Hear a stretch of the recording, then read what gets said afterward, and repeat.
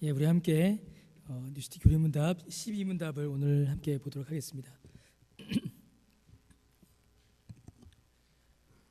12번째 문답이죠. 예.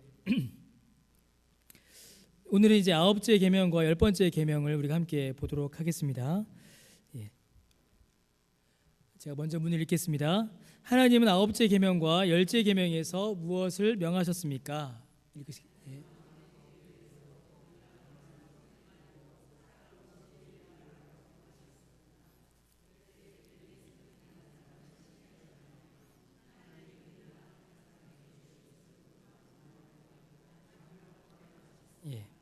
예, 9째 계명과 10째 계명, 오늘 10계명의 마지막 부분을 이렇게 함께 보도록 하겠습니다.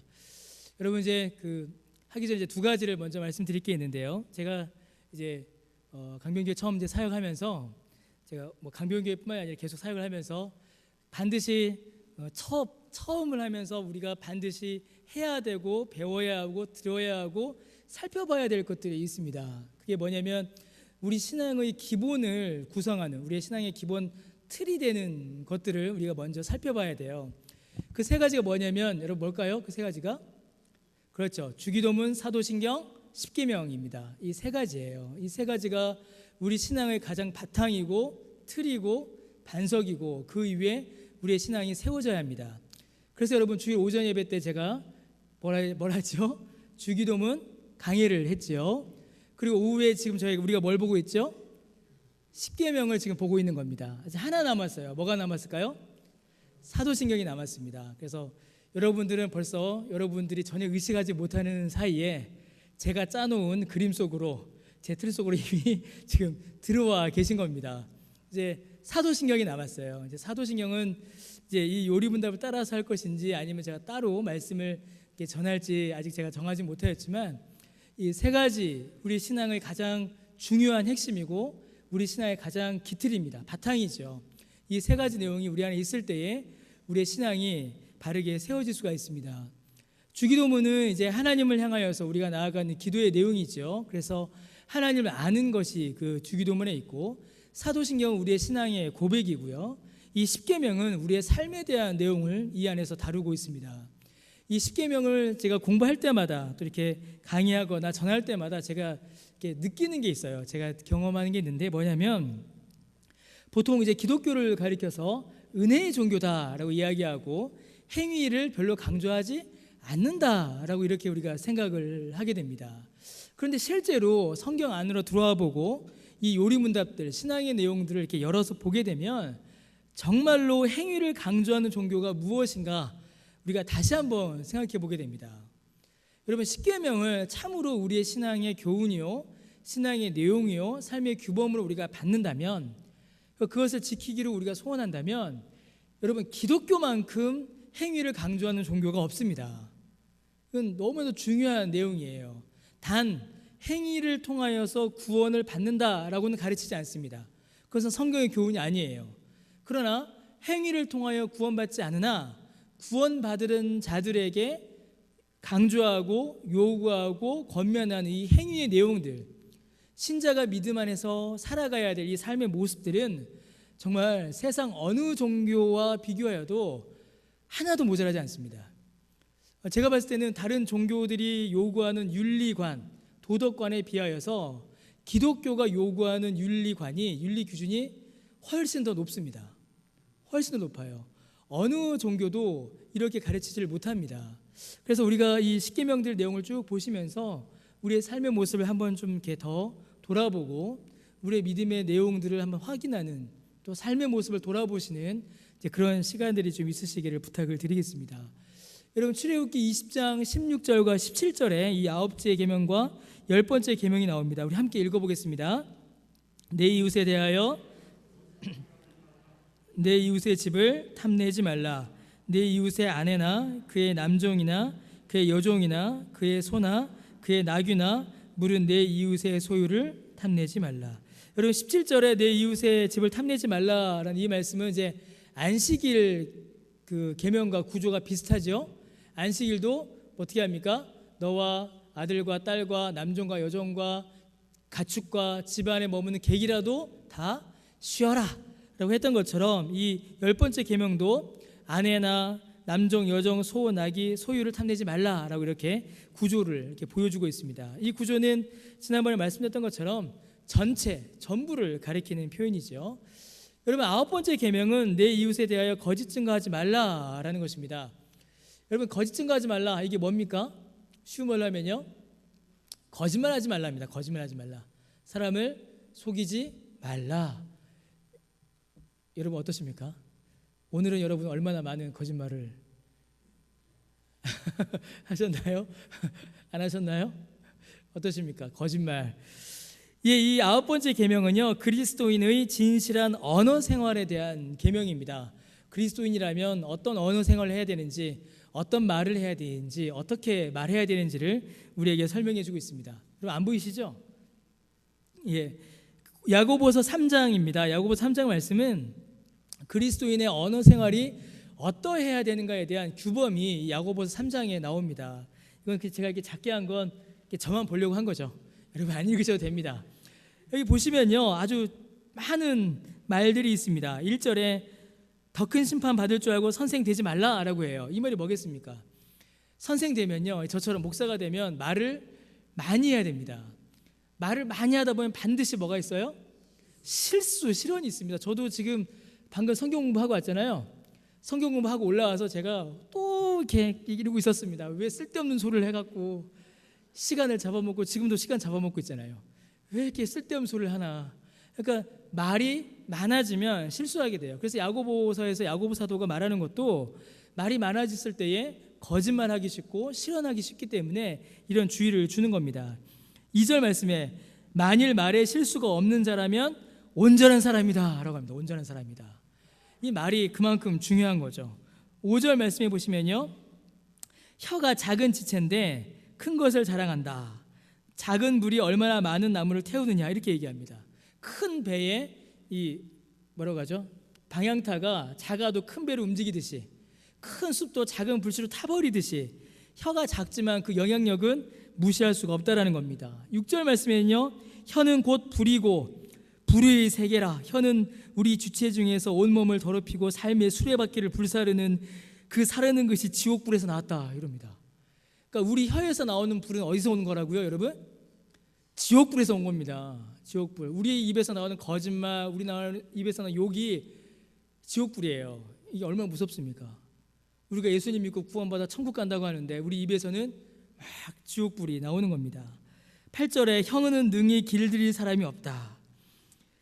아유, 참 쉬지 아니하는 악이요 죽이는 독이 가득하다. 우리 말이 이렇습니다. 14절에 마음속에 독한 시기와 다툼이 있으면 자랑하지 말라. 진리를 거슬러 거짓말하지 말라라고 하고요. 18절에 화평하게 하는 자들은 화평으로 심어 의의 열매를 거둔다. 이렇게 이야기합니다. 우리가 이렇게 말을 다스리지 못하고요, 거짓말을 많이 하고요, 남들을 속이는 일들이 많이 나옵니다.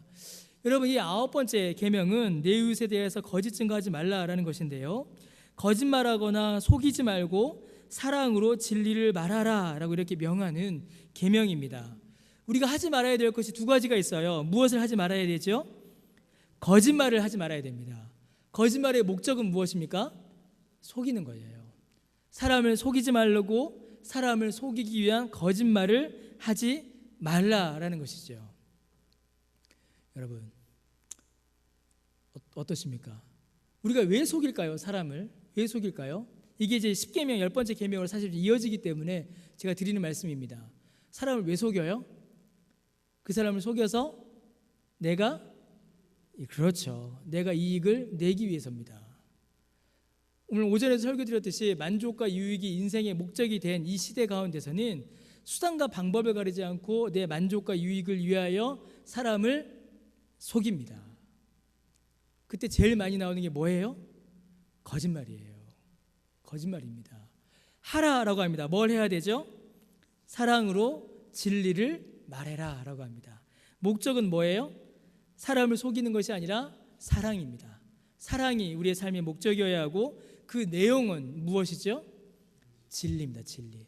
여러분 다른 거 없습니다. 우리가 사랑을 우리 안에서 키우기 위해서는, 우리가 정말로 사랑이 우리 안에서 열매 맺기 위해서는 딴 거 필요 없습니다. 진리만 말하면 됩니다. 진리. 하나님의 말씀의 진리, 하나님의 말씀의 교훈, 거짓이 아닌 사실, 그것만 우리가 정직하게 말해도 우리 안에 사랑이 자리를 잡습니다.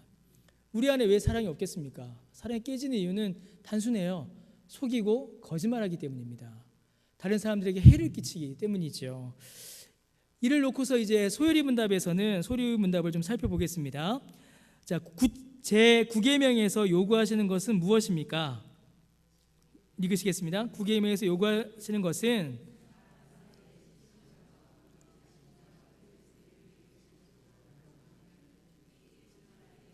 이 9계명 앞에 설 때 우리는 이 일들을 해야 된다는 것이죠. 사람을 대할 때 진실함으로 대하여야 하시고요. 나의 말로 인해서 이웃의 명예가 무너지는, 이게 뭡니까? 남의 명예를 무너뜨리는 것, 이게 뭐죠? 험담이죠. 험담. 뒷담화죠. 여러분, 뒷담화를 영어로 뭐라고 하는지 혹시 아세요? 뒷담화? 제가 이게 영어 단어 중에 제가 그 단어 참 제가 아주 이게 적절한 단어다. 이 뒷담화, 험담을 그렇게 해서 백바이팅이라고 합니다. 백바이트. 백이 뭐예요? 등이고, 바이트가 뭐예요? 깨무는 거죠. 뒤에서 깨무는 거. 이게 험담입니다. 그런 것들을 하지 말라라는 것이죠. 오히려 내 말들을 통해서 그 사람을 높여주고 내 말들을 통해서 그 사람의 명예가 더 높아지는 일, 그 일을 하라라는 것입니다. 특히 공적인 증언, 재판정에서 공적인 증언을 할 때 더욱 그러해야 한다라고 이 소요리 문답은 우리에게 가르쳐주고 있습니다. 여러분, 제가 지금 혹시나 해서 드릴 말씀인데, 제가 소요리 문답과 대요리 문답을 이제 강의 때 말씀을 드리잖아요. 근데 이 소요리 문답과 대요리 문답은요, 성경에 없는 게 아닙니다. 제가 이게 너무 양이 많아서 안 가져왔는데요, 여기 있는 항목 하나하나 전부 다 성경 각주가 달려 있어요. 성경 어디에 있는 것들을 이렇게 하나씩 다 가져온 겁니다. 성경의 교훈을 이렇게 집약해 놓은 것임을 여러분 이제 아시면 좋겠습니다. 자, 그러면 9계명에서 금지하는 것은 무엇인지 보겠습니다. 9계명에서 금지하시는 것은 무엇입니까?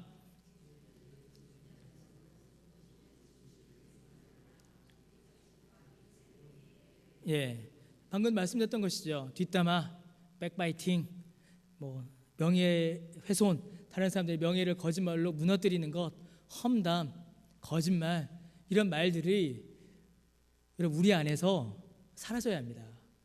사람을 속여서 거짓말해서 내 이익을 구하고 저 사람의 인격과 명예를 무너뜨리고 그렇게 되어서는 안 되죠. 예수님께서 말씀으로 우리를 살리셨지 않습니까? 그러면 그리스도인이라면, 예수님을 닮은 우리라면 우리 입에서 나오는 말 역시도 사람을 죽이는 말이 아니라 사람을 어떻게 되는 말일까요? 살리는 말이어야 합니다. 사람을 살리는 말이어야 돼요. 사실은 제가 이 말씀을 드리면서도 제 자신이 제일 힘듭니다. 제일 많은 찔림이 돼요. 왜냐하면 교회에서 제가 말을 제일 많이 하거든요. 그래서 제가 제일 말 많이 하지 않습니까?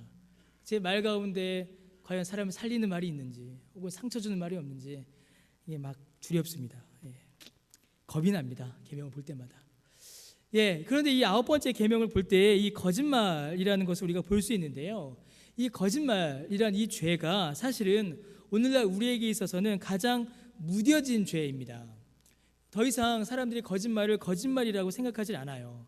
죄라고 여기지 않을 때도 많고요. 심지어 세상은 얼마나 거짓말을 잘 하느냐를 놓고 그것을 실력이다라고 사람들은 이야기할 정도입니다. 내가 사람을 이렇게 많이 속였고 사람들이 이렇게 많이 속여서 내 이익을 취하했다라는 것을 오히려 자랑하는 그런 시대 가운데 우리가 살아가고 있죠.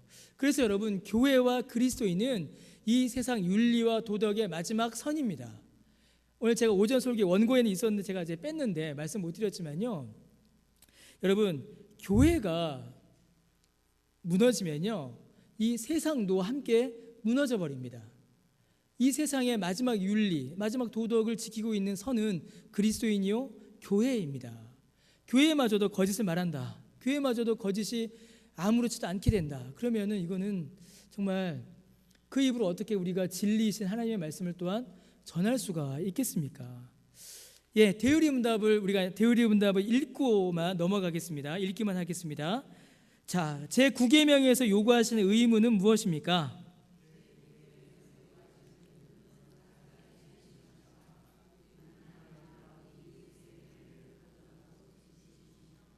진실을 위해 나서서 옹호하고 재판과 공의의 일에서나 다른 모든 일에서 마음으로부터 진심으로 자유롭게 분명하게 충분하게 오직 진실말을 말하고, 그 다음입니다. 우리 이웃을 너그럽게 평가하고 그들의 명성을 사랑하고 바라고 크게 기뻐하며 그들의 연약함을 크게 슬퍼하고 덮어주며 그들의 은사와 은혜를 기꺼이 인정하고 그들의 무죄를 변호하고 그들에 대한 좋은 세평은 기꺼이 받아들이고 그들에 대한 나쁜 세평은 시인하기를 꺼려하며 참소와 아첨과 중상을 저지하고 우리의 명성을 사랑하고 보살피되 필요할 때는 보호하고 정당한 약속을 지키고 참되고 정직하며 사랑스러운 것은 무엇이든지 또 높이 평가받는 좋은 세평은 연구하고 실천하는 것입니다. 데오리 문답은 좀 더 많은 것을 이야기하죠. 단순히 거짓말하지 않는 것, 거기서 그치는 것이 아니라 내 말들을 통해서 다른 사람이 높아지고 다른 사람을 깎아내리는 일을 말을 하지 않고 다른 사람의 연약함을 오히려 덮어주고 칭찬은 다른 사람이 더 받게 하고 험담은 안 듣게 하는 그런 일들을 이 데오리 문답 우리에게 이야기하고 있습니다. 이제 박윤선 목사님, 여러분 혹시 아시죠? 박윤선 목사님의 좌우명이 있었어요. 혹시 아시나요? 박윤선 목사님의 좌우명이 무엇이었냐면 동석하지 않은 자의 말을 하지 말라. 이게 이제 박윤선 목사님의 좌우명이셨습니다. 그 말을 우리한테 우리 이제 글로 봤죠. 목사님들 통해서 들었습니다. 동석하지 않은 자, 합석하지 않은 자의 말을 하지 말라. 그게 어떻게 보면 어떻게 보면 시시하잖아요. 험담하지 말라, 뒷담하지 말라니까요. 그 한국 교계의 스승이신 그분께서 그런 좌우명을 삼으셨다. 처음에는 제가 의아했습니다. 뭐 이런 게 좌우명인가. 그런데 목회 현장 그리고 교회를 돌아볼 때에는 그것이 참으로 우리에게 필요한 것임을 다시 한번 확인하게 됩니다. 여러분, 제 좌우명은 뭘까요? 제 좌우명도 있습니다. 그것과 비슷한 거예요. 그것과 비슷한. 제 좌우명은 뭐냐면요, 칭찬은 없는 데서 하고 험담은 있는 데서 해라. 이게 제가 갖고 있었던 그 말 보고 패러디한 제 말이었습니다. 칭찬은 없는 데서 높여주고요, 험담은 있는 데서 하는 것, 진실한 말로 그 사람의 유익을 구하는 것, 그런 일들이 우리에게 필요합니다. 142의 이건 6문답이죠. 이거는 이제 데오리 문답을 금지하시는 건데요. 이건 너무 길어서 중요한 것들만 제가 이렇게 말씀을 좀 드리겠습니다. 이미 다 얘기했는데요. 진실과 명성을 훼손하는 일들, 그 다음에 악한 소송을 변호하고 진실을 대적하고 내리누르고 부당한 판결을 하는 일들 많이 있습니다. 또 부당한 일에 대해서 지지하는 일들, 그 다음에 뒤에 보시면요, 자리에 없는 사람, 여기 나오죠. 자리에 없는 사람을 헐뜯고 비방하고 참소하는 일들, 경솔하게 말하는 일들, 편파적으로 말하는 일들, 이런 것들 다 금해한다라고 데오리 문답은 우리에게 알려주고 있습니다. 또 밑에 쪽에 쭉 보시면 또 뭐가 있냐면요, 아주 중요한 게 하나 있는데, 시기하고 배합하는 일도 이것은 우리에게 어울리지 않는다라고 우리에게 설명을 합니다. 이런 내용들이 이제 거짓말하지 말라라는 계명을 통해서 우리가 확인해야 될 일들이죠. 10번째 계명을 보도록 하겠습니다. 10번째 계명이 뭐죠? 내 이웃의 집을 탐내지 말라라는 겁니다. 이것은 단순히 욕심 부리지 말라라는 것으로 그치는 것이 아니고요, 그리스도인이 이 땅 가운데 살아갈 때 누려야 할 만족과 감사가 무엇인지를 우리에게 알려주는 것입니다. 내 이웃의 집을 탐내지 말라라고 하면서 아내, 남종, 여종, 소, 나귀 이런 것들이 쭉 나옵니다. 우리가 안식일 계명을 봤을 때 마찬가지로 이렇게 좀 범위를 어떻게 하나요? 범위를 이렇게 좁혀나가죠. 집 전체예요. 소유 전체를 탐내지 말라. 아내를 탐내지 말라라는 말은 뭘까요? 이 로마 카톨릭 천주교에서는 이 아내를 탐내지 말라를 따로 빼냅니다. 그래서 계명이 이게 그래서 10계명의 순서가 우리랑 달라요. 천주교에서는 아내를 탐내지 말라를 따로 빼내서 하나로 묶어내는데요. 이 다음에 아내를 탐내지 말라라는 말은요, 이 아내는 곧 그 사람 자체입니다. 단순히 간음에 대한 금지만이 아니라 그 사람 자체, 그 사람의 인격에 대한 것을 훼손하지 말라라는 말이 되는 것이죠. 남종과 여종, 그리고 가축, 이웃의 소유, 집, 어쨌든 남의 거는 탐내지 말라라는 겁니다. 그것을 인정하고 그것을 존중하고 그대로 두라라는 이야기죠. 그래서 여러분, 이 10번째 계명은 우리에게 무엇을 이야기해 주냐면 자족하는 삶의 가치를 우리에게 알려줍니다. 자족하는 삶, 우리에게 주어진 것에 만족하는 삶, 그 삶의 가치를 우리에게 알려주죠. 디모데전서 6장 6절에서 10절 말씀이 이를 우리에게 알려줍니다. 여러분 보이시죠? 우리 함께 한번 읽어보겠습니다. 디모데전서 6장 6절에서 10절입니다. 시작.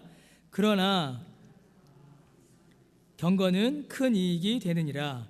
우리가 세상에 아무것도 가지고 온 것이 없음에 또한 아무것도 가지고 가지 못하리니 우리가 먹을 것과 입을 것이 있은즉 족한 줄로 알 것이니라. 부하려 하는 자들은 시험과 올무와 여러 가지 어리석고 해로운 욕심에 떨어지나니 곧 사람으로 파멸과 멸망에 빠지게 하는 것이라. 돈을 사랑함이 일만 악의 뿌리가 되나니 이것을 탐내는 자들은 미혹을 받아 믿음에서 떠나 많은 근심으로써 자기를 어떻게 했다고요? 찔렀도다. 바울은 이 자족하는 삶, 지금 나에게 있는 것으로 인하여서 감사하고 그것으로 만족하는 삶이야말로 우리의 경건을 참되게 하는 것이다 라고 우리에게 알려주고 있습니다. 하나님의 말씀입니다. 그리고 그것에 만족하지 못하는 삶이야말로 우리를 죄 가운데, 우리를 욕심 가운데 떨어지게 하는 것이며 심지어 파멸과 멸망으로 인도하는 것이다 라고 우리에게 알려주고 있습니다. 여러분, 우리가 저지른 죄, 우리 안에서 일어나는 많은 다툼, 우리 안에서 일어나는 많은 어떤 갈등들은 거의 대부분 우리의 욕심을 제어하지 못하는 데서 시작합니다. 더 누리고 싶고, 더 가지고 싶고, 더 소유하고 싶을 때에, 저 사람과 비교했을 때 나는 왠지 더 작아 보이고 더 모자라 보인다라고 생각할 때에 우리는 갈등하게 되고 분쟁하게 되며 그 안에서 문제가 일으켜지게 되는 것이죠. 여러분, 10번째 계명은 내 이웃의 집을 탐내지 말라라는 계명입니다. 이 10번째 계명에서는요, 다른 사람을 시기하지 말며 하나님이 우리나 다른 사람에게 주신 것을 원망하지 말고 만족하라라고 이렇게 명하세요. 하지 말아야 할 것이 무엇입니까? 크게 시기와 원망을 하지 말라라고 해요. 무엇을 시기해야 되지 말아야 되죠? 다른 사람을 시기하지 말라는 겁니다. 다른 사람에게 하나님께서 주신 것. 그럼 뭘 원망하지 말아야 돼요? 하나님이 내게 주신 것을 원망하지 말아야 합니다. 내가 처해 있는 상황, 내가 지금 살고 있는 이 형편도 하나님께서 내게 주신 것임을 우리가 감사해야 한다는 것이죠. 여러분, 이 말이 아무것도 하지 말라라는 말이 아닙니다. 그냥 아무것도 하지 말고 손 놓고 있으라는 얘기가 아니에요. 우리는 우리의 삶의 개선을 위하여서 수고하고 애쓰고 노력해야 될 필요도 분명히 우리에게 있습니다. 그러나 그러한 수고와 노력의 기회, 그리고 우리에게 주신 삶의 형편들, 하나님께서 내게 주신 것들, 그것에 대한 감사와 만족이 또한 우리에게 있어야 한다라는 것이지요. 그래서 무엇을 하라고 해요? 하나님께서 우리에게 주신 것을, 여러분, 감사는 어디에서 오겠습니까? 만족에서 오는 겁니다. 우리가 만족하지 못하면 감사가 일어나지 않습니다. 결코 감사가 일어날 수 없습니다. 만족에서 비로소 감사가 와요. 그럼 여러분, 이게 역으로 한번 보십시오. 만족은 하나님께서 내게 주신 것을 깨달아 아는 것이에요. 하나님께서 내게 주신 것을 깨달아 알 때에 만족하게 됩니다. 만족할 때 비로소 감사하게 돼요. 감사하지 않는다라는 것은 만족하지 않는다라는 것이고, 만족하지 않는다라는 것은 하나님께서 내게 주신 것을 깨닫지 못한다라는 것입니다. 그럼 감사하지 못함, 만족하지 못함, 원망하지 못함의 원인, 불신앙입니다. 정말로 무섭지만은 불신앙에서 모든 원망과 불만과 불평이, 시기가 거기서부터 시작되는 것입니다. 하나님께서 내 삶을 붙잡고 계시다는 사실을 우리가 믿지 못하기 때문이죠. 여러분, 이 소율의 문답을 좀 읽겠습니다. 답을 읽어주십시오. 십계명에서 요구하시는 것은 무엇입니까?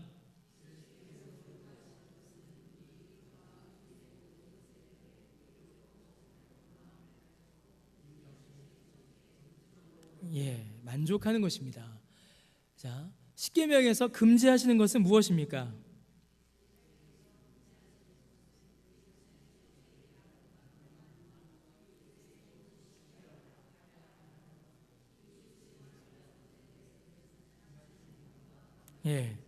뭐라고요? 우리 자신의 처지에 대한 온갖 불만, 이웃의 행복에 대한 시기, 뒤에 또 뭐도 있어요? 배합하는 거. 배합하는 거. 이게 표현이 있습니다. 이웃이 소유한 어떤 것에 대해서는 지나친 행동과 감정을 갖는 거. 그런 거 있지 않습니까? 옆에 사람이 아주 예쁜 시계를 차고 온 겁니다. 제가 시계를 차고 온 겁니다. 그거 한 번만 차볼게. 싫어하거든요. 한 번만 차볼게. 싫어. 야, 우리 사이에 그것도 한 번만 차볼게. 그런 거 하지 말라는 거예요. 그런 거 하지 말라는 겁니다. 이웃의 소유에 대해서 지나친 행동과 감정을 갖는 것 역시도 우리가 피해야 될 일입니다. 왜냐하면 그것이 욕심이 되고 그것이 시기가 되고 그 사람의 마음을 불편하게 하기 때문이죠. 이런 일들 많이 우리에게 일어납니다. 10번째 계명은요, 우리를 향하여서는 자족하는 삶을 요구하고 이웃을 향하여서는 여러분 뭐가 있죠? 이웃의 유익을 구하는 삶을 우리에게 요구합니다. 우리의 삶의 방향이 이러해야 한다는 것이에요. 하나님께서 우리에게 주신 것에 대하여 만족하고 내 이웃은 더 잘 살게 되기를 구하고 돕는 그것이 우리에게 필요하다라는 것입니다. 여러분, 우리를 향하여 자족하는 삶이 우리에게 필요합니다. 하나님이 내게 베풀어 주신 은혜와 섭리를 믿는 삶이며 이 자족하는 삶이야말로 경건의 정수이다라고 할 수 있습니다. 하나님께서 내게 베풀어 주신 은혜를 깨달아 아는 것이며 그 은혜에 참으로 감사하는 것, 그것이 바로 자족이고 이 자족이야말로 우리 경건의 정수인 것이죠. 이웃을 향하여서는 이웃의 유익을 구하는 삶을 살라라고 했습니다. 그러므로 이웃의 유익을 구하는 이 삶이야말로 여러분 무엇이에요? 이웃사랑의 절정인 것입니다. 여러분, 우리가 아무리 남을 위하여도 남이 잘 되기를 바라고 남이 잘 되는 일에 우리가 애쓰고 노력하는 것만큼 큰 이웃사랑이 어디에 있을 수가 있겠습니까? 그래서 이웃의 유익을 구하는 삶이야말로 이웃사랑의 절정인 것입니다. 어떤 유익을 구할까요? 이웃의 영적인 유익, 육적인 유익을 함께 구하는 것입니다. 당신의 영혼의 유익을 위하여 내가 기도만 하겠소, 그게 아니라는 거예요. 여러분, 그 사람이 형편을 돌아보아 육적인 유익을 구하는 것, 육적인 유익을 돕는 것 역시도 이 10계명이 우리에게 요구하는 것입니다. 그래서 여러분, 이 10번째 계명 10계명이 그냥 10번째 있는 것이 아니에요. 이 10계명이 10번째 있음으로 말미암아 모든 계명을 지금 요약하여 정리하고 있는 것입니다. 이 10가지의 계명을 우리가 잘 지켰을 때에 우리 안에서 이 2가지의 열매가 맺어진다는 것이죠. 하나님을 사랑하는 경건의 그 열매가 우리에게 주신 삶에 만족하고 감사함을 통하여 자족하는 삶을 통하여 맺게 되는 것이고, 이웃을 사랑하는 삶의 열매가 이웃의 유익을 구하는 삶을 통하여 우리 안에 열매를 맺는다라는 것입니다. 이 10번째 계명이 이러한 의미를 우리에게 갖고 있는 것이죠. 우리 대우림답은 우리가 읽기만 하겠습니다. 제 10계명에서 요구하시는 의무는 무엇입니까?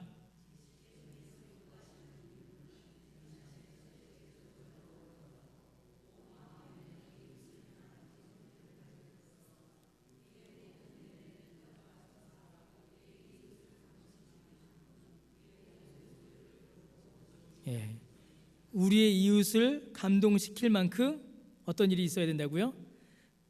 그의 모든 소유를 돌보고 증진시키는 일도 우리에게 필요한 것입니다. 여러분 어떠십니까?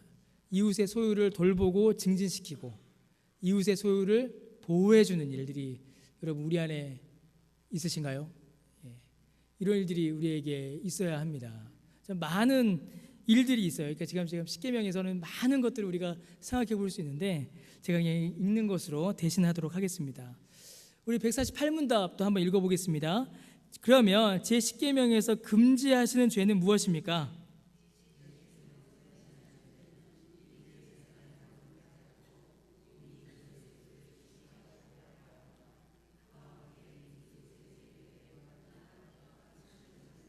부당한 뜻과 탐심을 가져서 이웃의 소유를 마치 내 것이냐 빼앗는 것. 그러니까 9계명과 사실 연결되어 있죠. 거짓말과 속임을 통하여 내 소유를 늘리기 위한 그런 삶의 모습들, 그런 모습들을 성경은 금하고 있습니다. 아까도 초두에 말씀드렸던 것처럼 예수님께서 말씀으로 우리를 살리셨듯이 우리의 말과 우리의 행동은 이웃을 살리는 생명의 도구로 쓰임을 받아야 하겠죠. 그 그것이 십계명이 우리에게 요구하는 삶의 모습이고, 여러분 그것이 기독교 윤리입니다. 기독교 윤리가 다른 것이 아닙니다. 기독교인으로 인하여서 다른 사람이 사는 것, 기독교인으로 말미암아 다른 사람이 유익을 누리는 것, 기독교인으로 말미암아 다른 사람이 생명이 유지되는 것, 이것이 바로 기독교 윤리입니다. 그러한 삶을 사시는, 또 그 삶을 통하여 하나님께 영광 올려드리시는 또한 저 여러분 되시기를 바랍니다. 예, 여기까지 보도록 하겠습니다. 혹시 10계명, 9계명과 10계명을 말씀드렸는데요. 혹시 질문이나 또 뭔가 하시고 싶으신 말씀이나 있으시면 해주시면 좋겠습니다.